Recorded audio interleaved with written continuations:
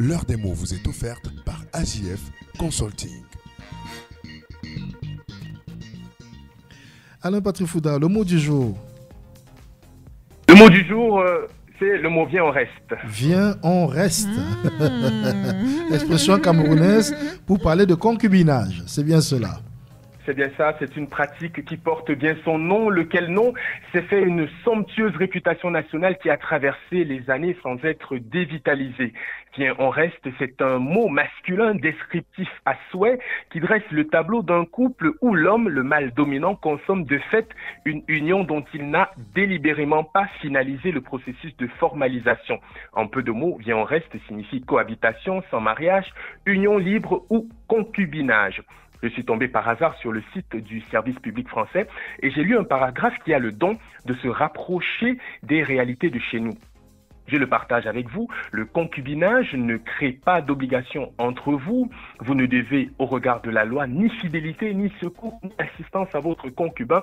Contrairement aux personnes mariées, vous ne pouvez pas porter le nom de votre concubin, fin de citation. Ce qui veut dire que chaque vient en resteur n'engage que sa propre personne. S'il le souhaite, le couple vivant en vient en restage doit faire une procuration afin de permettre à l'un de représenter l'autre. Soit. Non seulement le vient on reste porte bien son nom et se porte bien au Cameroun, mais il faut dire qu'il a bien mal à sa réputation. Pourquoi ?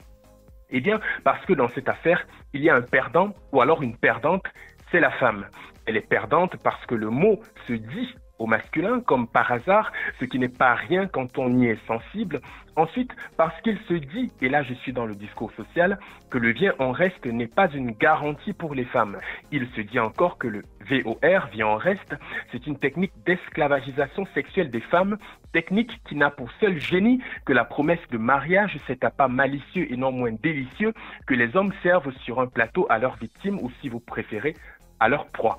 La question que l'on pourrait se poser, sans aller plus loin dans ce qui se dit sur le vient en reste, c'est de savoir si ce mot-là a de l'avenir dans le langage populaire chez nous. La réponse est facile, tant nombre de livres et d'articles très sérieux existent sur le sujet. Pas seulement les livres et les articles, la musique aussi parle abondamment de ce phénomène et non pas pour en vanter les mérites. Ndedi Yango, par exemple, dans sa chanson « Si tu me mens », met en scène, sans utiliser le mot « vient en reste », la situation d'une femme qui dit à son homme qu'elle aussi veut se marier et donc, si son compagnon veut être considéré comme son mari, il lui faudra impérativement lui mettre l'alliance.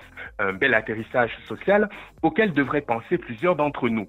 Le vient en reste, c'est donc l'invocation des mots qui minent la communauté nationale, des mots qui portent hélas bien leur nom: précarité, esclavagisme, insécurité, abus de confiance, fragilisation, patriarcat.